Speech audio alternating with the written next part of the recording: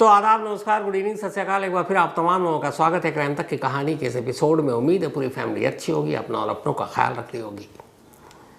23 मई की दोपहर शिलोंग के सोहरा इलाके में जिस वक्त राजा रघुवंशी इंदौर के ट्रांसपोर्ट के कारोबारी पर जब पहली बार कुल्हाड़ी यानी कि वहाँ के लोकल लैंग्वेज में जिस हथियार दाव का इस्तेमाल किया गया था और जब पीछे से कुल्हाड़ी का पहला वार किया गया राजा रघुवंशी के ऊपर, तब वहाँ पर कुछ 3 लोग और खड़े थे। एक सोनम थी और 2 और कातिल। उन दोनों का काम ये था कि अगर पहला कातिल नाकाम हो जाए और राजा विरोध करने लगे तो उस पर काबू पाने के लिए फिर वो बाकी 2 आएंगे। वरना ये था कि पीछे से वार करना धोखे से तो शायद मौका ना मिले, क्योंकि कुल्हाड़ी का एक वार ही काम कर जाएगा। लेकिन सोनम का ये था कि वो साथ रहेगी और सोनम उस वक्त राजा के करीब खड़ी थी जब कुल्हाड़ी से पहला वार किया गया। जब पहला वार किया तो अचानक राजा रघुवंशी ने अपना पिछला सर का हिस्सा पकड़ा, दर्द से चीखा। तब तक दूसरा वार हो चुका था। अब जैसे ही दूसरा वार हुआ तो बेतहाशा खून रिसने लगा और दर्द से कराहते हुए ज़ोर से चीखा राजा रघुवंशी। तब तक सोनम वहीं पास खड़ी ये सब कुछ अपनी आंखों से देख रही थी। लेकिन जैसे ही उसने राजा के जिस्म से बेपनाह बेइंतहा खून बहते हुए देखा और उसकी चीख, उससे रहा नहीं गया। सोनम वहाँ से पीछे की तरफ तेज़ कदमों से भागती है, क्योंकि अब उससे देखा नहीं जा रहा था। उसके बाद वो अपना पीठ राजा की तरफ किए हुए है। राजा अब ज़मीन पर है, लहूलुहान पड़ा हुआ है, तड़प रहा है। थोड़ी देर के बाद राजा की चीख खामोश हो जाती है। अब कोई आवाज़ नहीं। तब सोनम पलटती है और जिस शख्स ने राजा को कुल्हाड़ी से मारा था, विशाल, उससे इशारों में पूछती है क्या हुआ। तब वो बताता है कि शायद राजा मर चुका है। इसके बाद सोनम वापस आती है राजा के पास और देखती है वो फर्श पर गिरा हुआ है। करीब जाती है। तब तक बाकी के 2 कातिल भी करीब आ जाते हैं। सब मिलकर देखते हैं। अब उन्हें लगता है कि राजा की सांस थम चुकी है। इसके बाद इशारों में बात होती है। फिर राजा की लाश को उठाते हैं और वहीं पास में खाई में फेंक देते हैं। इसके बाद सोनम अपनी स्कूटी पर एक कातिल को बैठाती है, बाकी 2 कातिल अलग स्कूटी पर, और वहाँ से निकल लेते हैं। करीब 10 किलोमीटर दूर जाने के बाद सबके रास्ते अलग और फिर सोनम वहाँ से निकल जाती है। यानी जिस वक्त राजा का कत्ल हुआ, सोनम न सिर्फ राजा के साथ खड़ी थी, बल्कि पहला वार उसकी आंखों के सामने हुआ था। लेकिन दूसरे वार के बाद उसकी हिम्मत नहीं हो पाई 12 दिन पुराने अपने पति को चीखते और उसके जिस्म से बहते लहू को देखने की, और इसीलिए उसने मुंह फेर लिया था। और शायद एक वजह यह भी थी कि जब राजा करा रहा था और ये अचानक हमला हुआ और उसने पलट कर देखा सोनम की तरफ, तब तक शायद राजा को मौत से पहले यकीन हो चुका था कि जो कुछ हो रहा है इसके साथ सोनम भी शामिल है। तो एक हैरानगी, एक शौक और एक तड़प, ये सारी चीज़ें, और शायद यही चीज़ सोनम नहीं देख पा रही थी और वो पलट गई थी। ये कहानी मेरी नहीं है। ये कहानी राजा रघुवंशी के मर्डर केस में दर्ज जो मेघालय पुलिस है 790 पेजेस 790 पन्नों की चार्जशीट में लिखी हुई है। इस चार्जशीट के हिसाब से सोनम राजा रघुवंशी के कत्ल की प्राइम अक्यूज्ड, मेन साजिशकर्ता थी। सारी प्लानिंग उसकी थी। ये कत्ल उसके दिमाग की उपज थी और कत्ल के वक्त वो वहीं खड़ी थी। लेकिन जब उससे देखा गया नहीं तब पलटी। जब 23 मई को राजा रघुवंशी का कत्ल हो रहा था, यानी सोनम पास में खड़ी थी। जब वो तड़पने लगा और उसके जिस्म से खून बहने लगा, तब उसने मुंह फेरा। बाकी के 2 कातिल दूर खड़े हुए थे। जब यकीन हो गया कि राजा मर चुका है, तब फिर सारे कातिल एक साथ आए उसकी लाश के पास, जिसमें सोनम भी थी, सिर्फ इसलिए कि ये मर चुका है। हालांकि इससे पहले सोनम ने कुल 3 नाकाम कोशिश की थी राजा रघुवंशी को मारने की, और ये तीनों नाकाम हो गए। 790 पन्नों की चार्जशीट लास्ट फ्राइडे को सोहरा के डिस्ट्रिक्ट कोर्ट में SIT टीम जो बनाई गई थी इस कत्ल की जांच के लिए, उसने दायर कर दी है। 790 पन्ने में असल में ये कहानी है पूरी राजा रघुवंशी के कत्ल की, उसकी पत्नी सोनम की साजिश की, सोनम के इश्क की और 3 किराए के कातिलों की। चार्जशीट दाखिल हो गई, अक्टूबर से हो सकता है पहले तो चार्जेस अब फ्रेम होंगे, इसके बाद अब चार्जशीट पर कौन कौन से चार्जेस लगाए जाएंगे जो SIT ने कहा उसको लेकर क्या सबूत है, फिर उसके बाद आगे की कार्रवाई शुरू होगी। इस चार्जशीट में कुल 5 नाम फिलहाल पुलिस ने रखे हैं। इनमें से पहला नाम कोई और नहीं सोनम का है, क्योंकि मेन कॉन्स्पिरेटर, मेन साजिश रचने वाली सोनम, मेन दिमाग का उपज सोनम का, कत्ल का इशारा करने वाली सोनम। इस चार्जशीट के हिसाब से 23 मई की दोपहर को जब कुल्हाड़ी से वार करना था विशाल नाम के किलर को राजा के ऊपर, तो ये हमला तभी होना था जब पहले सोनम इशारा करती, यानी सोनम के सिग्नल के बाद ही राजा को मारा जाना था। और इत्तेफाक से एक सेल्फी पॉइंट पर सन्नाटे में खाई के किनारे सोनम ने ही इशारा किया विशाल को, और तब विशाल ने अपने कमर से वो दाव निकाला, जिसे लोकल ज़ुबान में दाव कहते हैं, वैसे छोटी कुल्हाड़ी होती है, और फिर एक के बाद एक 2 बार किए। 2 ही बार में राजा की मौत हो गई थी। तो इशारा भी सोनम ने किया था। तो कुल मिलाकर पहले नंबर पर आरोपी नंबर 1 सोनम का नाम है। दूसरे नंबर पर को कॉन्स्पिरेटर जो साजिश करने में इसने मदद की, वो सोनम के प्रेमी राज कुशवाहा का नाम है। इन दोनों के अलावा 3 नाम और हैं चार्जशीट में। एक है आकाश सिंह राजपूत, विशाल सिंह चौहान और आनंद कुर्मी। ये वही तीनों लड़के हैं जिन्होंने राजा को मारने की एक तरह से सुपारी ली थी, और इन्हीं में से एक विशाल ने उस कुल्हाड़ी से हमला किया था। तो कुल 5 किरदार थे इस कहानी के, और इन 5 के नाम इस चार्जशीट में शामिल हैं। इसके अलावा सप्लीमेंट्री चार्जशीट में 3 ऐसे लोगों के नाम शामिल किए गए हैं जिन्होंने इस कत्ल के बाद जब सोनम वापस इंदौर लौटी, उसे जिस घर में रखा, कुछ ज़रूरी सबूत जो थे उनको जलाने में मदद की। तो इसके लिए 3 अलग लोगों के नाम इसमें दर्ज किए गए हैं, और उन तीनों लोगों के जो नाम हैं अब सप्लीमेंट्री चार्जशीट में दाखिल की जाएगी। इनमें से एक है लोकेंद्र तोमर, एक है बल्ला हिरवार और तीसरा है शिलोम जेम्स। ये वो तीनों हैं जिन्होंने सबूत मिटाने में मदद की थी। तो ये तो रही चार्जशीट की कहानी। लेकिन चार्जशीट में जो दहला देने वाली कहानी अब तक आपने अलग अलग सोर्सेज से सुनी, बहुत सारी कहानियाँ मैंने सुनाई, लेकिन अब चार्जशीट एक कानूनी दस्तावेज़ है, और इस कानूनी दस्तावेज़ के हिसाब से जो मेघालय पुलिस ने पूरी चार्जशीट तैयार की है, उसके हिसाब से 3 कोशिशें पहले की गई नाकाम, और चौथी कोशिश में विशाल ने राजा को मारा। इन कोशिशों की शुरुआत होती है 20 मई से, और उससे भी पहले शुरुआत होती है 11 मई को जब शादी हो गई। तो इस चार्जशीट के पन्ने के हिसाब से 11 मई को पहली बार फुल प्रूफ ये प्लान बना कि नहीं, अब राजा को मारना है, क्योंकि शादी हो चुकी है और उसके साथ ज़्यादा दिन तक नहीं रह सकते।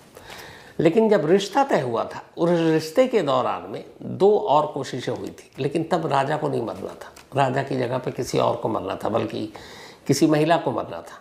क्योंकि सोनम की पहली 2 साजिश ये थी, एक किसी लड़की को जो उसकी कदकाठी की उसकी उम्र हो उसे लाकर उसको जला दिया जाए मारकर, और उसके बाद उसके पास, उस लाश के पास उसके आई कार्ड और बाकी अपनी स्कूटी छोड़ दे, तो लोग यही समझेंगे सोनम मर गई। लेकिन कोई ऐसी लड़की मिली नहीं, उनकी हिम्मत हो नहीं पाई, इसलिए एक लड़की की जान बच गई। दूसरी कोशिश ये थी कि सोनम की स्कूटी एक नदी के किनारे मिले और उसका सामान मिले, आईडी कार्ड मिले, और ये दिखाया जाए कि सोनम नदी में डूबकर मर गई। ये कोशिश भी नाकाम रही, लेकिन ये 2 कोशिश ऐसी थी जिसमें राजा की जान नहीं जानी थी। लेकिन जब ये दोनों नाकाम हो गई साजिश, इसके बाद 11 मई शादी की तारीख करीब आ गई, तो फिर अब ये तय हुआ कि शादी कर लो। तो राज कुशवाहा यानी सोनम के प्रेमी ने सोनम को ये कहा कि अब वक्त नहीं है, शादी की तैयारी शुरू हो गई है, अब तुम्हें घर से बाहर निकलने का मौका भी नहीं मिलेगा, तो तुम शादी करो। लेकिन इसी शादी के दौरान अब सोचो कि राजा को रास्ते से कैसे हटाना है। एक तरफ घर में शादी का माहौल है, बारात आनी है, शॉपिंग हो रही है और दुल्हन बैठकर क्या सोच रही है कि उसे अपने दूल्हे को ख़त्म कैसे करना है, और इसके लिए वो अपने प्रेमी राज कुशवाहा के साथ लगातार संपर्क में है। 11 को शादी हुई, उसके बाद सब कुछ उसी हिसाब से चला और फिर ये तय हुआ कि इंदौर या आसपास नहीं, कहीं दूर ले जाकर राजा को मारना ताकि किसी को शक ना हो। इस चार्जशीट के हिसाब से इसीलिए गुवाहाटी का प्लान खुद सोनम के दिमाग की उपज थी। बहुत दूर दराज नॉर्थ ईस्ट की तरफ इतना कहाँ लोग भटकेंगे देखेंगे, और इसलिए वो वहाँ ले गई। 20 तारीख को गुवाहाटी पहुँचती है और पहली कोशिश 20 की ही शाम को होती है, बल्कि 21 तारीख को, 21 मई। लेकिन वहाँ गुवाहाटी नया शहर, नए लोग, जानना नहीं, इलाका पता नहीं, और जहाँ भी जाएं वहाँ कोई ना कोई मौजूद, तो सन्नाटे वाली कोई जगह मिली नहीं। इसीलिए सोनम को कामयाबी नहीं मिली। और ये जो 3 कातिल थे, ये तीनों पहले ही गुवाहाटी पहुँच चुके थे, क्योंकि सोनम उनके मोबाइल में टच पे थी, लगातार मैसेज कर रही थी, बता रही थी कहाँ ठहरे हैं, कहाँ रुकेंगे, कहाँ जाएंगे। तो 21 तारीख को काफ़ी कोशिश हुई कि गुवाहाटी में ही निपटा दिया जाए, लेकिन कोई जगह नहीं मिली और राजा की किस्मत कि शायद उसके पास अभी 2-3 दिन की मोहलत और थी ज़िंदगी की, तो बच गया। उधर उसने पूजा कर लिया, अब उसी मकसद से गया था, सोनम से यही सोनम ने कहा था। अब सोनम को लगा कि प्लान तो फेल हो रहा है, क्या करें। तब उसे पता था कि मेघालय, शिलोंग यहाँ जाएंगे, वहाँ घाटियाँ, धक्का ही देकर मार देंगे तो पता नहीं चलेगा, लाश कभी मिलेगी नहीं। तब उसने ऐन वक्त पर मनाया, वरना वो जाने के लिए तैयार नहीं था राजा, क्योंकि उसने अपनी माँ से वादा किया था कि वो जल्द लौट रहा है। लेकिन फिर सोनम ने मनाया, नहीं दुल्हन, उसे भी लगा क्या नाराज़ करूं। उसने कहा ठीक है, सिर्फ 2-3 दिन की बात थी। सोनम के कहने पर अब वो गुवाहाटी से शिलोंग पहुंच गया। 21 तारीख की शाम को जब ये शिलोंग पहुंचे तो वहाँ दूसरी कोशिश हुई मारने की, एक ऐसी जगह जहाँ सन्नाटा हो और धक्का दे दिया जाए, खाई में गिर जाएगा। लेकिन इत्तेफाक की बात यह है कि ऐसी कोई जगह मिली नहीं, कोई ना कोई था वहाँ पर। और उस दिन उन्होंने किराए पे स्कूटी भी नहीं ली थी, तो पैदल ज़्यादा चल नहीं सकते थे, मौसम ख़राब था। तो 21 तारीख सेकंड अटेम्प्ट यानी दूसरी कोशिश भी नाकाम हो गई। अब तीसरी कोशिश 22 मई को की गई। 22 मई को ये हुआ कि खाई के करीब जाएंगे और सेल्फी लेने के बहाने धक्का दे दिया जाएगा। लेकिन जब ये लोग पहुँचे, तेज़ बारिश हो रही थी और बारिश ने जान बचा ली, क्योंकि राजा ने बारिश की वजह से बाहर निकलकर खुली जगह पर जाने से इनकार कर दिया। उसने कहा बहुत तेज़ बारिश हो रही है, रास्ता ख़तरनाक है, पहाड़ी है, खाई है। सोनम समझाती रही, लेकिन राजा नहीं माना, और वो तीनों कातिल आसपास में थे, सिर्फ मौके की ज़रूरत थी। लेकिन राजा अड़ गया, ये प्लान भी फेल हो गया। अब 22 मई की तीसरी कोशिश भी नाकाम हो चुकी थी। वक्त बीत रहा था, क्योंकि राजा इसी शर्त पर गया था कि अब उसे वापस लौटना है। अब आती है 23 मई की तारीख। तीनों जो कातिल हैं वो भी उसी शिलोंग में इधर उधर घूम रहे हैं, नज़दीक रह रहे हैं, लगातार सोनम के टच में है। सोनम उसे मैसेज कर रही है, बता रही है, और अगले दिन का प्लान बना रही है। फिर इसी दौरान में उन्हें पता चला कि एक सोहरा इलाके में एक फॉल है, वाटरफॉल।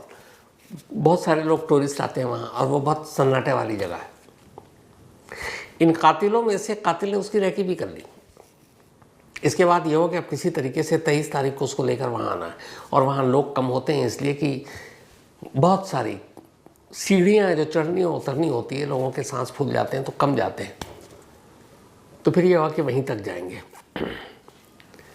इसके बाद सोनम राजा को मनाती है उसी जगह जाने के लिए।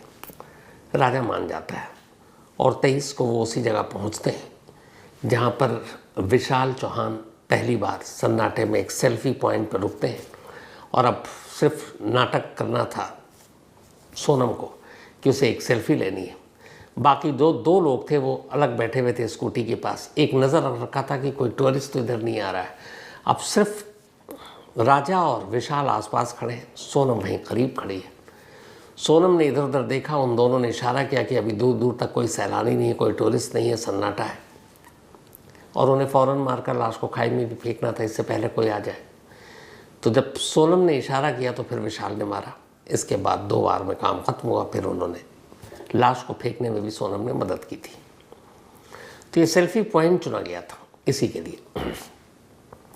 अब इत्तेफाक से जब ये सेल्फी पॉइंट पर कत्ल किया गया, सिर्फ इनसे ये गलती ये हो गई कि आने और जाने के दौरान सोनम और वो तीनों कातिल, उन्हें अंदाज़ा ही नहीं था कि एक शख्स एक वीडियो बनाता हुआ जा रहा है। मैंने पहले भी आपको वीडियो दिखाया था, और इत्तेफाक से जाने अनजाने उस वीडियो में ये तीनों कातिल और सोनम कैद हो गए आते और जाते। इस पूरे केस में ये वीडियो एक अहम सबूत के तौर पर इस चार्जशीट में दाखिल है और इसका जिक्र किया गया है। ये वीडियो इसलिए अहम है क्योंकि ठीक कत्ल से कुछ घंटे पहले और कत्ल के बाद ये कातिल इस कैमरे में कैद हुए हैं, इनकी मौजूदगी है। इस चार्जशीट के साथ मेघालय पुलिस ने यह दावा किया है कि उनके पास वो सारे इलेक्ट्रॉनिक टेक्निकल एविडेंस है जो मैक्सिमम पनिशमेंट यानी सबसे कड़ी सज़ा दिलाने के लिए काफ़ी है। इसमें सबसे अहम है एक तो ये वीडियो जो कत्ल वाले दिन गलती से रिकॉर्ड हो गया, मोबाइल के कॉल डिटेल जो सोनम और बाकी तीनों के साथ लगातार कांटेक्ट में थे, और इसके अलावा इस पूरे कत्ल के दौरान इंदौर में बैठा था राज कुशवाहा जो वहाँ से गाइड कर रहा था सोनम को, और सोनम गाइड कर रही थी उन तीनों को अपने मोबाइल के ज़रिए। तो मोबाइल में इनका आपस में कनेक्शन, इनके कॉल डिटेल रिकॉर्ड, इनके मैसेजेस, जो मैप गूगल मैप के ज़रिए जो आदान प्रदान हो रहा था कि यहाँ पहुँचेंगे वो, ये सारी चीज़ें। इसके अलावा वहाँ के जो स्टे होम है उनके सीसीटीवी तस्वीरें, स्कूटी रेंट पर लिया उसकी तस्वीरें, उसके वीडियो, और इन सब की इंदौर से गुवाहाटी और गुवाहाटी से शिलांग तक की मौजूदगी सोनम और तीनों कातिल की, इन सारे एविडेंस, सारे सबूत एक एक कर मेघालय पुलिस ने कलेक्ट किए, और इन सारे सबूतों को इस चार्जशीट के साथ इस केस में पेश किया जाएगा। मेघालय पुलिस का ये दावा है कि उनके पास ऐसे सबूत हैं कि सवाल ही नहीं है कि सोनम और ये बाकी चार बच जाए, हर तरह के एविडेंस, और उनका कहना है कि इसमें मैक्सिमम पनिशमेंट वो दिलवाकर रहेंगे, ये इसकी उन्हें उम्मीद है। हालांकि उधर राजा रघुवंशी के फैमिली की एक ही मांग है, और वो ये है कि कम से कम सोनम को सजाए मौत मिले, फांसी मिले, ताकि एक सबक हो कि एक नई नवीली दुल्हन, एक ऐसा दूल्हा, एक पति जिसके साथ सिर्फ 10 दिन हुए उसको शादी किए हुए, शादी के दिन से ही वो बैठकर प्लान कर रही है। एक तरफ वरमाला है, एक तरफ 7 फेरे हो रहे, और वो उन्हीं फेरों और वरमाला के बीच उसी पति को निपटाने की दिमाग में पूरी उसकी प्लानिंग चल रही है। तो इसलिए ऐसे लोगों को सजाए मौत से कम नहीं मिलनी चाहिए, राजा रघुवंशी के घर वालों का कहना है। लेकिन मेघालय पुलिस का ये दावा है कि केस मजबूत है, सबूत पूरे हैं, और बहुत उम्मीद ये है कि अब ये चार्जशीट दाखिल हो गई है, चार्जेस फ्रेम होंगे, अक्टूबर से शायद इस केस का ट्रायल शुरू हो जाए, और इसके बाद इस ट्रायल पर हर एक की नज़र होगी। इस बीच में इस कहानी में ये हुआ कि जो सोनम का भाई राजा के घर पहुंचा और उसने कहा था कि मैं अपनी बहन के इस सारी हरकतों से बहुत नाराज़ हूँ और मैं भी चाहता हूँ मेरी बहन को कड़ी से कड़ी सज़ा मिले। इल्ज़ाम ये है कि सोनम का वो भाई भी अभी हाल में मेघालय पहुंचा था, उसे पता था चार्जशीट दाखिल होने वाली, ट्रायल शुरू होगा और उसकी बहन को भी एक वकील की ज़रूरत पड़ेगी, तो अपनी बहन के लिए वकील ढूंढने के लिए वहाँ गया था। और ये बात जब राजा के घर वालों को पता चली तब उन्हें गुस्सा आया। उन्होंने कहा कि ये वही सोनम का भाई है जो उनके घर आया था और उसने ये कहा था कि राजा के कातिलों को सज़ा दिलाने के लिए वो किसी हद तक जाएगा, ये भूल जाएगा कि सोनम उसकी बहन है। लेकिन अब वही भाई अपनी बहन को बचाने के लिए वकील करने की कोशिश कर रहा है। हालांकि एक भाई होने के नाते मुझे लगता है कि उसने जो भी किया, वकील करना या उसकी मदद करना, वो शायद उसका फ़र्ज़ है, वो करेगा। लेकिन एक क्रिमिनल होने के नाते, एक क्राइम होने के नाते राजा का परिवार भी अपनी जगह सही है कि उसके बेटे की जान गई, उनके भाई को मारा गया और वो भाई अब अपनी बहन का सपोर्ट कर रहा है। तो अजीब सी कश्मकश है इस कहानी में। लेकिन यह है कि सोनम और उसके साथी या उसके प्रेमी, उन्होंने जो कुछ किया है, उनकी गलतियों को तो माफ़ किया नहीं जा सकता। 93 डेज टोटल लगे, 93 दिन इस चार्जशीट को दाखिल करने में। और मेघालय पुलिस का ये भी कहना है कि उनकी कोशिश ये होगी कि लोअर कोर्ट में इस केस की सुनवाई जल्दी से जल्दी पूरी हो और कम वक्त में एक एग्जाम्पल सेट करते हुए इस मामले में अदालत दोषियों को सज़ा सुनाए। और एक उनका ये भी है कि इस एक केस की वजह से, इसमें पर्सनल भी है मेघालय पुलिस के लिए, पर्सनल ये है कि उनका मानना है कि इस राजा रघुवंशी और सोनम केस की वजह से मेघालय को बहुत बदनाम किया गया कि एक क्राइम प्रोन एरिया है, यहाँ के लोकल क्राइम करते हैं, टूरिस्टों के लिए ख़तरनाक है और मेघालय टूरिस्ट के ऊपर काफ़ी हद तक निर्भर रहता है। तो मेघालय की काफ़ी बदनामी हुई। और ये सच है कि उस वक्त मेघालय को लेकर बहुत सारी बातें की गई थी, जबकि ये एक साजिश पत्नी की थी जो पति को मारने के लिए मेघालय ले गई थी। इसमें मेघालय के लोग, मेघालय पुलिस, मेघालय की सरकार का कोई कसूर ही नहीं था। तो मेघालय पुलिस के लिए भी ये है कि उनके ऊपर एक धब्बा लगा था इस केस की वजह से, तो वो भी धुले और इसमें एक ऐसी सज़ा हो कि फिर कोई सोचे भी नहीं कि मेघालय आकर इस तरह का क्राइम करने की, क्योंकि फिर बच नहीं पाएंगे। तो उम्मीद यही है कि अदालत इस मामले में जल्द से जल्द अपना फैसला सुनाए और कड़ी से कड़ी सज़ा दे गुनहगारों को। तो इस उम्मीद के साथ कहानी में आज इतना ही। अब आपसे मुलाकात होगी कल रात 9 बजे किसी नई कहानी के साथ। तब तक अपना और अपनों का ख्याल रखिएगा। Thank you very much.